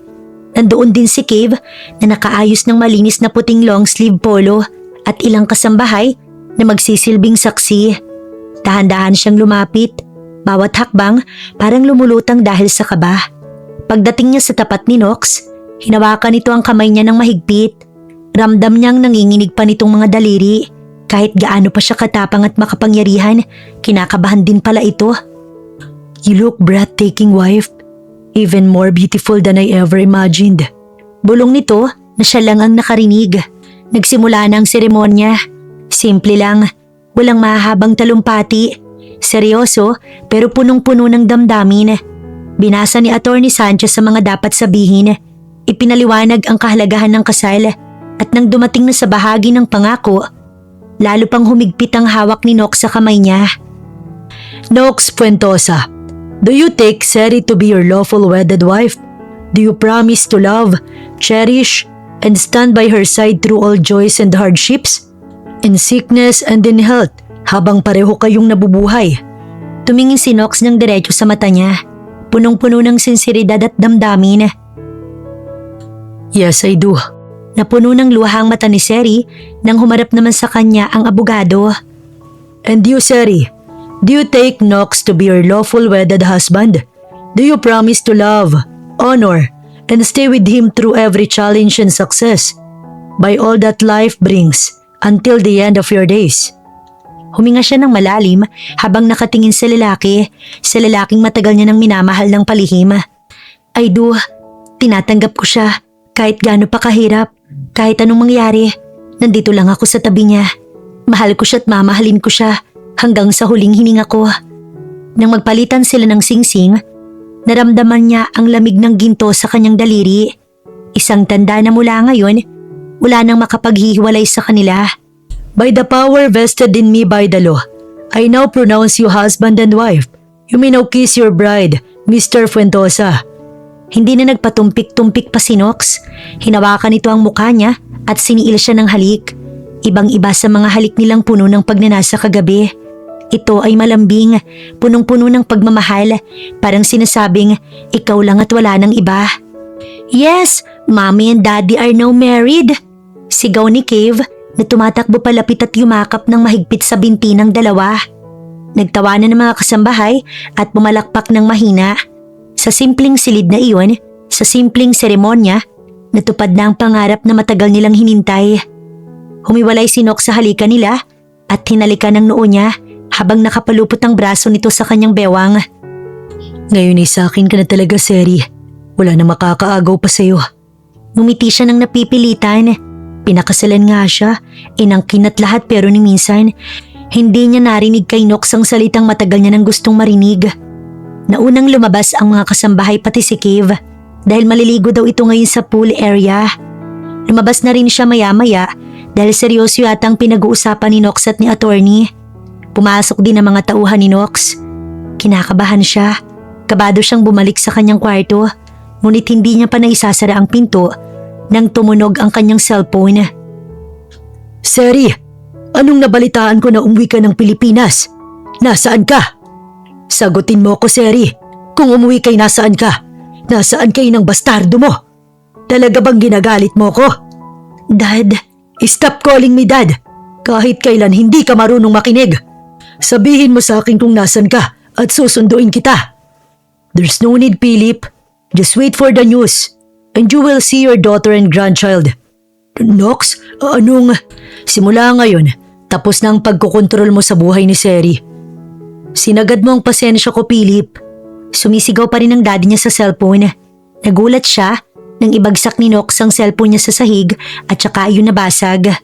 Pinahid ni Nox ang luha sa mata niya at sinakop ang kanyang labi. Huwag ka nang umiyak. Nandito lang ako, wife. Hindi ko hahayaan na may mangyaring masama sa'yo. Lalong-lalo na sa anak natin. Tumigil ang sasakyan sa harap ng napakataas at marangyang gusali sa Makati. The Tower of Fuentosa Corporation. Bumaba si Nox mula sa mamahaling sasakyan kasama ang 10 tauhan na agad na pumalibot at nagbantay sa paligid. Nagbigay ito ng senyas at utos bago siya gumalaw para pagbuksan ng asawa at anak ng pintuan. Lumabas doon si Seri. Nakaayos at maganda ang bihis habang agad naman itong nilapitan ni Nox at binuhat mula sa kanya ang kanilang anak na si Cave. Inilapit ito ng mahigpit sa kanyang dibdib. Sa di kalayuan, maririnig na ang ingay at sigawan ng mga mamamahayag at mga kamera na nakatutok sa kanila. Sabik na makita kung sino ang kasama ng kilalang bilyonaryo. Ang mga tauhan lalong humigpit ang pormasyon. Bumubuo ng pader upang walang makalapit ng malapit sa kanila habang dahan-dahan silang naglalakad patungo sa pasukan ng gusali. Seryoso at mabigat ang mukha ni Nox. Alam niya kung anong gagawin niya ngayong araw. Ito na ang araw na sisirain niya ang pangalan at reputasyon ni Philip. Ipapahayag niya sa buong mundo ang lahat ng kahihiyan at kawalang-yaang ginawa nito sa asawa niya at sa kanilang anak. Ipapakita niya kung paano itinago at itinaboy ni Philip ang sarili niyang anak at apo para lamang manatili itong mukhang mabuti, kagalang-galang at perpekto sa lahat ng paningin. Lumingon ito saglit kay Seri na naglalakad sa tabi niya, hawak ng mahigpit ang kamay nito. Huwag kang magalala, babe. Ngayong araw na to, malalaman na ng lahat ang tinatago ng tatay mo. Malalaman na nila kung gaano kasakim ang tatay mo. Mahina ngunit puno ng diin at galit na sabi ni Nox habang diretso ang tingin sa mga naghihintay na mamamahayag sa harap. Mas sumigpit pa ang yakap nito kay Cave at muling tumingin kay Seri na puno ng kaba ngunit puno rin ng pagtitiwala sa kanya. Bawat kislap ng kamera, parang sunod-sunod na ilaw na tumatama sa kanila habang bawat tanong na ibinabato ng press, isa-isang sinasagot ni Nox ng diretsuhan at malinaw. Kahit sobrang dami ng taong nakapaligid, hindi man lang siya natinag o kinabahan ng kaunti. Mahigpit niyang karga-karga si Cave sa kanyang kanang braso. Habang sa kaliwa naman, hawak niya ang kamay ni Seri na nakakapit rin ng mahigpit sa kanya. Ramdam ni Seri yung lakas at seguridad na binibigay ng kanyang asawa. Parang kahit ano pang mangyari, wala nang makakasakit o makapaghihiwalay sa kanila ngayon. Mr. Ventosa, siya po ba ang babaeng napapabalitang asawa niyo? Yes, this is my wife, Seri, and this is my son, Cave. For 5 long years, naghanap at naghintay ako. Hindi ko alam kung nasan siya. Hindi ko alam kung ligtas ba o buhay pa man din siya. Hindi ko alam na nagkaanak kami. And do you know exactly who is the reason kung bakit hindi ko sila nakasama ng 5 taon? Yung taong hinahangaan ng lahat, yung inaakala nilang mabait, marangal at perpekto, si Mr. Philip Berkova. Mariin at puno ng diin na sagot niya, sabay tingin ng diretso sa mga nakatutok na kamera. Parang kinakausap na rin niya mismo yung lalaking tinutukoy niya. Mas lalo pang nagkagulo ang mga mamamahayag. Mas bumilis ang pagkuha nila ng litrato at pagsusulat ng bawat salitang lumalabas sa bibig ni Nox. Alam nilang malaking balita ito, yung pagbunyag ng katotohanan mula mismo sa bibig ng isa sa pinakamakapangyarihang tao sa bansa. He is her father, yung tatay ng asawa ko. But instead of protecting his own flesh and blood, itinago niya sila. Pinilit niya siyang umalis. Pinilit niyang inilayo sa akin ang anak niya dahil malaking iskandalo. Kapag nalamang nabuntis ko ang anak niya, pinilit niyang ilihim ang lahat para lang iligtas ang sarili niyang reputasyon. Lahat yan para lang manatili siyang mukhang mabuti at kagalang-galang sa paningin ng iba. Kinuha niya ang 5 taon mula sa akin, sa anak ko at sa asawa ko. 5 taon na dapat sana araw-araw ko siyang niyakap. 5 taon na dapat nakita ko na ang unang hakbang at unang salita ng anak ko. At inagaw niya ang lahat ng yan dahil lang nahihiya siya na umibig sa akin at ang anak niya. Nahihiya siya na akong nakabuntis sa anak niya. Dugtong pa ni Nox at halatang nanginginig na ang boses dahil sa tindi ng galit at sakit na matagal niya nang itinatago. Akala niya maitatago niya habang buhay. Akala niya maililibing niya ang katotohanan at mananatili siyang hinahangaan at iginagalang ng tao.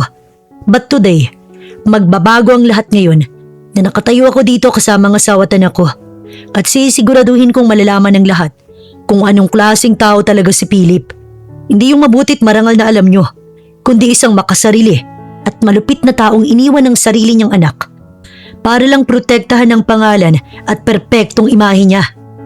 Mailan sa mga mamamahayag ang nagtanong kung ano ba ang gagawin niya ngayon, kung may kaso ba siyang isasampa, at paano niya ito sisiguraduhin na mapapanagot ang ama ng asawa. Oras na may ginawa siya, ilalaban ko ang pamilya ko. Kahit sa ang korte, susundan ko siya. Binalingan niya si Seri, pinunasan ng mga luha sa pisngi nito gamit ang malayang kamay niya at hinalikan ito sa noo sa harap ng lahat ng tao sa kamera. I love you, babe, sabi niya at siniil ng halikang labi ni Seri sa harap ng nagkikislapang mga kamera. Dahan-dahan silang naglakad papasok sa loob ng malaking gusali habang patuloy pa rin ang pagkuha ng mga litrato at pagkalat ng bawat salitang binitiwan niya sa lahat ng uri ng balita. Alam ni Nox na simula sa araw na to, wala nang matitira sa pangalan at dangal na matagal nang pilit itinatago at pinoprotektahan ni Philip. Binunyag na niya ang lahat ng katotohanan. Sir, parang walang tigil po ang tawag ng News 8, pati sa ibang TV channels, sa radyo at sa malalaking news companies.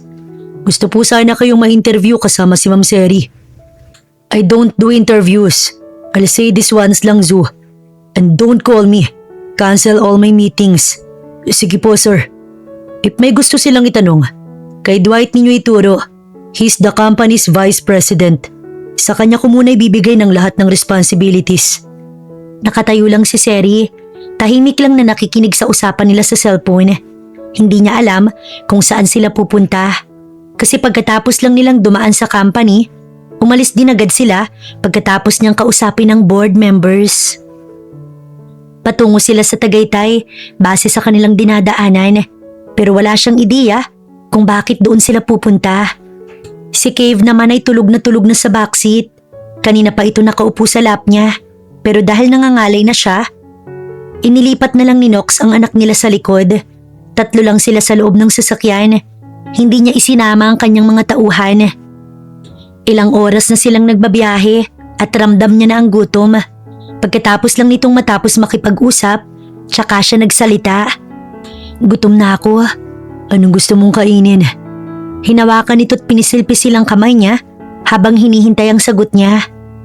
Parang kumakabog agad ang dibdib niya sa simpleng paghawak lang ni Nox. Ikaw, anong gusto mo? Bumaling ulit ito sa kanya. May mapaglarong ngiti sa labi. Ikaw ang gusto ko, babe. Muntik nang mahulog ang panga ni Seri sa gulat. Seryoso naman kasi ang tanong niya. Pero hinaluan na naman ito ng kabastusan. Pervert. Asik niya. Pero nakita niya lang na lalong sumilay ang ngiti sa mga labi nito. That's your fault. Kung hindi mo ko pinagsamantalahan years ago, hindi sana ako nagiging ganito kabaliw sa'yo. Napaiwas na lang siya ng tingin. Kailangan talaga niyang ipaalala pa yung pangyayaring yun. Oo naman, siya naman talaga yung unang humalik. Siya yung unang nagbigay ng motibo. At siya pa nga yung umakyat sa ibabaw ni Nox. Pero kasi sobrang bata niya pa noon at sobrang in love lang talaga siya. Si Nox kasi ang ultimate crush niya noon. Kahit wallpaper ng phone niya, litrato ni Nox ang nakalagay. Kahit sa kwarto niya, nakadikit ang mga picture nito sa pader. Pati nga mga video mula sa laptop ng dad niya. Ninanakaw niya yon kapag may meeting ito kasama si Nox noon para lang mapagmasdan at mapagpantasyahan niya ito. Tuwing matutulog siya, mukha ni Nox ang nakikita niya. Kahit sa panaginip, laging dumadalaw ang gwapong mukha nito. Ganoon na lang talaga siya ka-in love noon kay Nox. Are you mad at me, babe? Sorry na. Sorry sa ginawa ko noon. Halos pabulong nitong sabi. Yung pangyayaring yun, kung uulitin pa yun, talagang magpapasamantala ako sa'yo. Tsaka ito tumawa ng mahina. Parang inaalala lang na baka magising ang anak nilang natutulog sa likod. Tumigil lang ang usapan nila nang makita niyang isang drive-thru. Siguro mga 1.5 oras din silang nagbiyahe. Isang beses lang din silang tumigil kanina. Kahit kumakain sila, tuloy-tuloy lang ang pagmamaneho ni Nox. Pinapakain niya rin siya at pinaiinom para hindi na sila huminto. Kasi ayaw niyang makaisip ang lalaking to ng kahit anong kalokohan. Lalo na at alam niya talagang nadadala siya sa simpleng pangaakit lang na ginagawa nito. Isang malaki at modernong bahay ang kanilang tinigilan. Nasa isang bulubundukin ito at sa di kalayuan, kita ang malawak na tanawin sa paligid. Sinabi ni Nox na rest house nila ito. Napakataas ng bakod at makakapal na bakal ang gamit sa gate. Hindi lang iyon basta bahay. Halatang malaki ang inilaang pera para dito. Tulog na tulog pa rin si Cave. Siyempre napagod. Kanina kakalaro kaninang umaga. Saan tayo? Sa Tagaytay. This is our rest house, babe. Habang inaayos ko yung sa dad mo, dito na muna tayo mananatili. Ayoko kasi na may kung anong gawin siya sa inyo. Hindi natin kontrolado ang isip ng tatay mong makasarili. Kaya dito muna kayo ni Cave pansamantala. Kaya pala, may dala na silang maleta nung pumunta sila sa kumpanya ni Nox kanina. Binuhat ni Nox si Cave na tulog pa rin.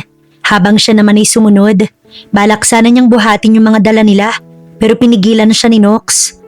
Pagpasok nila sa loob ng bahay, natigilan siya sa ganda nito. Presko ang paligid at malaki ang mga bintana kaya malayang pumapasok ang sariwang simoy ng hangin. Ang mga puting kurtina umiindayog sa bawat ihip ng hangin at may mga halaman sa loob na nagpapaganda pa sa sala. Halos lahat ng gamit gawa sa purong kahoy kaya napakaganda at eleganteng tignan ng buong paligid. Natigilan siya sa gitna ng bahay. Pero nagulat siya nang bigla na lang siyang hinila palapit ni Nox sa katawan nito. Hinawakan nito ang bewang niya at ipinulupot ang mga braso sa balakang niya mula sa likuran. Gusto kong sa bawat sulok ng bahay na to, maangkin kita, babe. Isa lang ang gusto ko, maangkin ka araw at gabi. Dugtong nito, humarap siya sa lalaki para makita ang mukha nito. Hindi ka ba nagsasawa? Bakit naman ako magsasawa? Kung Diyosa ang kaharap ko, ngiti mo palang nagiinit na ako. Diba sabi nila kapag gurang na, mahina ng tuhod? Biglang nagbago ang ekspresyon ni Nox. Napalitan iyon ng mapaglarong ngiti at nagliliyab na pagnanasa. Gurang? Ako? Tanong nito at tumango si Seri. Pero bago pa man makasagot ang lalaki, bigla na lang siyang binuhat ni Nox sa ere. Halika at ipapakita ko sa iyo kung gaano ko kagurang. Nox, hoy ano ba? Ibaba mo nga ako. Call me babe. Babe, bulong niya. Isa pa. Babe. Bago pa matapos ang sasabihin ni Seri, mabilis na sinakop ni Nox ang mga labi niya sa isang mainit at matinding halik. Daladala niya pa rin ito habang paakyat sa hagdan at patungo sa isang silid sa dulo ng bahay. Itinulak ni Nox ang pinto gamit ang paa niya. Bago pa man mapagtanto ni Seri ang mga nangyayari, naramdaman na lang niya ang lambot ng kama sa kanyang likuran. Agad siyang niyakap ni Nox nang biglang, Mommy? Daddy? Natigil ang lahat nang marinig ang malino na boses ni Cave. Napamura si Nox, parang nagdadalawang isip kung itutuloy ba ang ginagawa o tatayo na lang agad. Hindi pa nakakatayo ng maayos si Nox nang muling marinig ang boses ng anak nila. Sige na nga lang, mamaya na nga lang. Pero tandaan mo babe, hindi kita tatantanan mamaya. Silang tatlo lang ang naroon sa rest house at sa bawat araw at mga linggong lumilipas, mas nararamdaman ni Seri ang pagiging asawa at ama ni Nox. Kahit nasa Tagaytay sila, walang humpay pa rin ang trabaho ni Nox. Minsan hating gabi na pero gising pa rin ito. Ngayong umaga, wala si Nox. Maaga pa itong umalis kanina dahil sa isang mahalagang meeting. Dalawa lang sila ni Cave na naiwan sa bahay. Kumakain sila ng agahan nang makaramdam siya ng pangangasim. Naubos yata ang kinain niya sa kakasuka. Iinom sana siya ng tubig nang biglang may mag-doorbell. Siya na ang tumayo para pagbuksan kung sino man yun. Mag-aalas 9 pa lang, nakabalik na kaagad si Nox. Ngunit gano'n na lang ang gulat niya nang tumambad sa tapat ng pintuan ng kanyang daddy. Bago pa niya maisara, naitulak na iyon ng kanyang daddy. Malakas ang pagkakatulak nito, kaya tumilapon si Seri. Mommy! Diyan ka lang, Cave. Walang yaka. Ganito ang igaganti mo sa akin sa pagpapalaki ko sa'yo. Sana hindi ka na lang nabuhay sa mundong to, Seri. Napapangiwi sa sakit si Seri sa tiyan niya at maya-maya may naramdaman siyang likidong tila bumulwak sa pagitan ng kanyang hita. Tumayo ka't kausapin mo ko. Hinila siya ng daddy niya patayo at doon na nga tumulo ang dugo mula sa suot niyang bestida. Nang makita ni Philip ang dugong unti-unting bumabasa sa laylayan ng suot nitong bestida, parang biglang naputol ang lahat ng galit at puot na nararamdaman niya kanina. Napalitan iyon ng matinding gulat at takot. Namutla siya. Nanginginig ang mga kamay habang nakatitig sa dugong patuloy na tumutulo at dumadaloy pababa sa mga binti ng anak niya. Wala siyang kaalam-alam sa nangyayari. Akala niya lang ay nagkukunwari lang ito para makawala sa kanya. Pero kitang-kita niya kung gaano ito nasasaktan at nahihirapan. Dad, tulungan niyo ko. Garalgal na sabi ni Seri. Halos hindi na makahinga sa tindi ng kirot na tumatagos mula sa puso niya hanggang sa buong katawan niya.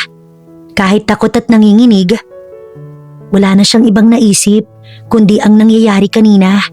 Hindi niya alam kung bakit may dugo. Hindi niya alam kung dahil ba ito sa buntis ulit siya. Kaya ba siya nagsusuka tuwing umaga? Dad, muling sabi ni Seri. Nawala ang lahat ng puot sa mukha ni Philip. Napalitan ng matinding pangamba at pagkabalisa. Dali-dali niyang binuhat si Seri at inilapag ito ng maingat sa likurang bahagi ng kanyang sasakyan. Parang isang babasaging bagay sa sobrang pag-iingat nito. Kumaway at sumigaw ito sa mga tauhan niyang naiwan sa labas. Kayo, manatili kayo rito sa bahay. Huwag ninyong iiwan ang bata. Wala siyang kasama. Mommy! Iyak ng bata habang sinusubukang tumakbo palapit pero pinigilan ito ng mga tauhan. Mabilis ang takbo ng sasakyan patungo sa Tagaytay Medical Specialist Hospital. Isang kilalang pribadong hospital sa lugar na tiyak niyang makakatulong agad sa kalagayan ni Seri.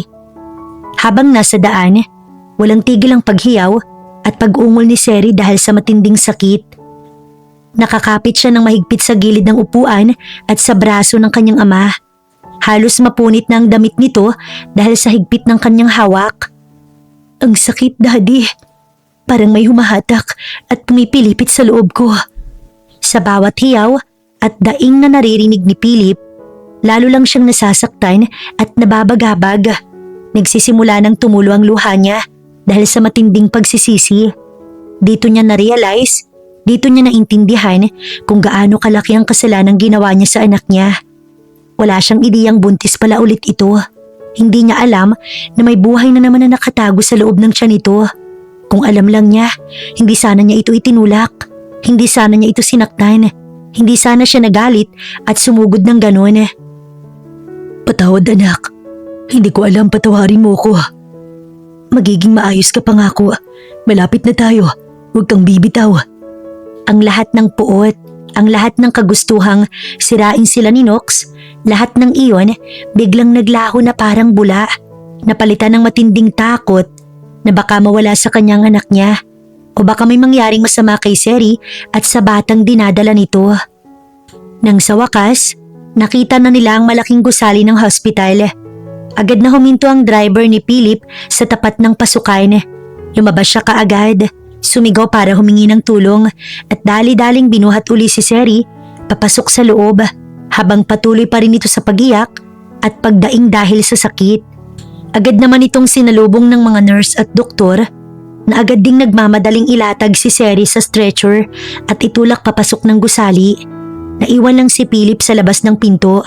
Nanginginig pa rin ang mga tuhod at puno ng pagsisisi at takot. Dito niya napagtanto na kahit anong mangyari, wala nang halagang pangalan, dangal o reputasyon. Ang mahalaga na lang ngayon, kaligtasan at buhay ng anak niya. Habang nasa loob ng ER si Seri, puno ng tensyon at kaba ang bawat sandali. Nakatayo lang si Philip sa tapat ng pinto, namumutla at nanginginig pa rin ang mga tuhod. Ang bawat sigaw at daing na naririnig niya mula sa loob, parang mga patalim na tumutusok sa kanyang puso. Hanggang sumara ng dahan-dahan ang pinto ng ER. Puno siya ng pagsisisi at sa unang pagkakataon, naramdaman niyang matinding takot. Takot na baka huli na ang lahat. Takot na baka hindi niya na mapatawad ang sarili sa ginawa niya sa anak niya. Ilang sandaling nasa ganoong ayos si Philip hanggang sa biglang umalingaw-ngaw ang mabibigat at mabilis na mga yabag sa pasilyo. Pagtingin niya, nakita niya si Nox. Gulo-gulo ang buhok, gusot ang damit at kitang-kita sa mga mata nito ang apoy ng matinding galit at puot. Parang isang halimaw na nakawala sa aura nito. At kahit ang nurse at ang doktor na nagdadaan ay agad na lumilihis ng daan dahil sa takot. Nakita nito si Philip na nakatayo sa tapat ng pinto at parang sumabog ang lahat ng naiipon niyang galit at takot. Bago pa man makahuma o makapagsalita si Philip, mabilis na humakbang palapit si Nox at buong lakas na pinakawalan ng isang suntok na tumama ng diretsahan sa panga nito. Napakalakas ng tama, kaya tumilapon si Philip at tumama ng malakas sa pader bago dumulas at bumagsak sa sahig. Philip! Sigaw ng ina ni Seri na kararating lang kasama ang kanyang pangalawang anak na si Sarah. Agad silang tumakbo palapit, sumisigaw at umiiyak habang inaawat at pinipigilan si Nox. Nox, parang awa mo na, wag. Tumigil ka na. Kuya Nox, tumigil na. Parang awa mo na. Dagdag pa ni Sarah. Ngunit parang wala itong naririnig. Sobrang tindi ng galit na nararamdaman niya. Lalo na't alam niyang dahil sa taong ito, nasa panganib ngayon ng asawa niya at ang dinadala nitong anak. Sa isang iglap, nakawala ito sa hawak nilang dalawa at muling lumapit kay Philip na pilit lang tumatayo mula sa sahig. Muling kumampante at binalibag ni Nox ang isa pang suntok at sa ikalawang pagkakataon, tumilapon ulit si Philip. Mas malayo at mas malakas ang bagsak kumpara sa una. Dumugo agad ang labi at ilong nito at halos hindi na makagalaw. Lumuhod si Nox sa tapat nito. Hinawakan ito sa kwelyo at hinarap ng diretsahan. Oras na may mangyaring masama sa asawa ko, papatayin talaga kita. Ako mismong papatay sa'yo at sisiguraduhin kong mas masakit pa kaysa sa nararamdaman niya ngayon ang mararanasan mo bago ka mamatay. Alam mo ba kung anong ginawa mo? Alam mo ba kung anong pwedeng mawala dahil sa kagagawan mo? Walang iya ka, talagang matanda ka.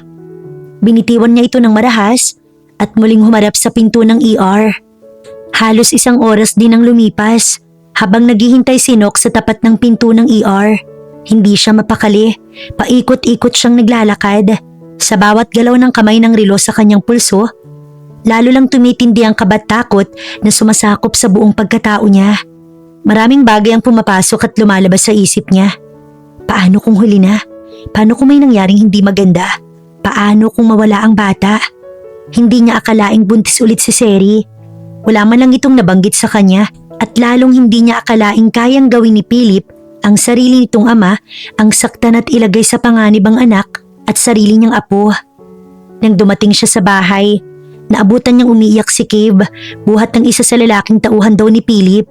Isinalaysay nito ang nangyari kaya agad siyang sumunod sa hospital na pinagdalahan sa kanyang asawa.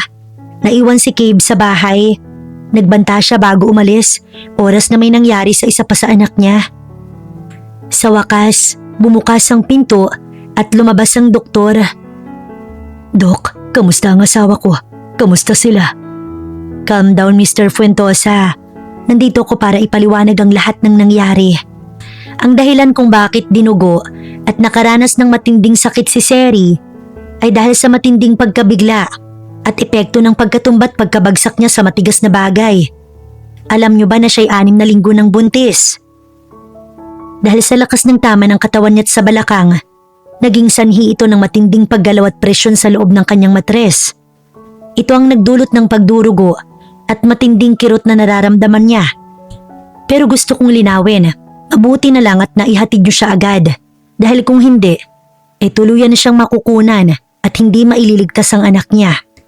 Pero masyadong mababa ang kapit o pagkakadikit ng bata sa pader ng matres niya. Ito ang tinatawag nating low-lying placenta. Dahil dito, napakadelikadong sitwasyon ito. Ang mababang kapit ng bata, madaling maging sanhi ulit ng pagdurugo. Pwede ko na ba siyang makita? Mahina, ngunit mariing tanong ni Nox. Oo, nagpapahinga na siya ngayon sa kwarto. Medyo mahina pa siya tinaantok dahil sa gamot na ibinigay namin. Pero gising naman na siya. Huwag niyo na lamang siyang papagurin. Mahigpit kong ipinapaalala yan. Agad na pumasok si Nox sa loob ng private room ng kanyang asawa. At pagkakita niya kay Seri, dahan-dahan siyang lumapit. Niyakap niya ng mahigpit ang kamay ni Seri. I'm sorry, wife. Hindi agad ako nakabalik. Dahan-dahang inilapat ni Seri ang palad niya sa pisngi nito. Hinahaplos ito ng buong lambing. Ayos na ako. Huwag ka nang umiyak. Mahal na mahal kita. Ako rin naman sa'yo, babe. Kaya huwag ka nang umiyak. Hindi bagay sa'yo. Tsaka matanda ka na para umiyak. Ilang buwan nang lumipas at dahan-dahang bumalik ang lahat sa payapa at masayang takbo ng buhay. Mas maganda pa, mas matatag at punong-puno ng pagmamahal na hindi muling kayang sirain ng sinuman. Nanatili sila sa rest house sa Tagaytay kung saan naging tahanan na nila dahil mas payapa doon para magbuntis si Seri. Sinunod nila ang lahat ng payo ng doktor. Si Philip naman, mula nung araw na yun sa hospital, ay lubos na nagbago. Nawala na ang kanyang pagiging mapagmataas, ang pagiging makasarili, at ang labis na pagpapahalaga sa pangalan at reputasyon. Dumating siya sa kanila isang araw, puno ng pagsisisi at luha. Lumuhod sa harap ng anak at ni Nox at humingi ng kapatawaran na buong puso. Patawarin niyo ako. Napakalaking kamalian na naisip ko't ginawa ko. At dahil sa kabutihan ng puso ni Nox at Seri, tinanggap nila itong muli, hindi bilang makapangyarihang tao, kundi bilang ama at lolo. Dumating ang pinakahihintay na araw. Payapat ligtas na ipinanganak ni Seri ang kanilang pangalawang anak, isang malusog at napaka-cute na sanggol na babae. Pinangalanan nila itong Nia, simbolo ng panibagong simula at kapayapaan. Sa bawat pagkakataon, nakatayo lang si Nox sa tabi ni Seri. Hawak ang kamay nito habang nakatingin sa dalawang anak nilang natutulog ng payapa. Seri, ang babaeng mahal ko, ang ina ng mga anak ko, ang tahanan ko. Tatanggapin mo ba ako? Magpapakasal ka ba ulit sa akin? Hahayaan mo ba akong tawagin kang aking asawa? Sa harap ng lahat at hanggang sa huling hininga ko. Oo naman, Nox. 1,000 beses pang oo. Kahit paulit-ulit natin tong gawin, kahit gaano pa katanda tayo, ikaw lang ang pipiliin ko. Dahan-dahang inalis ni Nox ang singsing mula sa kahon at isinuot ito sa palasinsingan ng kaliwang kamay ni Seri. Wala ka nang itatago. Wala ka nang itatanggi. Bulong ni Nox habang nakadikit ang noo nila sa isa't isa. Mula ngayon hanggang sa dulo, ipagmamalaki kita. Ipagmamalaki ko kung gaano kita kamahal. kung gaano ka kahalaga sa akin. Sa ilalim ng langit na puno ng mga bituin, hawak ng isa't isa, kasama ang dalawang anghel nilang natutulog ng payapa sa loob ng kanilang tahanan, alam nilang ito na ang tunay na simula. Ang simula ng walang hanggang kaligayahan kung saan ang kanilang kwento mananatiling nakaukit hindi lang sa puso nila kundi pati na rin sa harap ng buong mundo.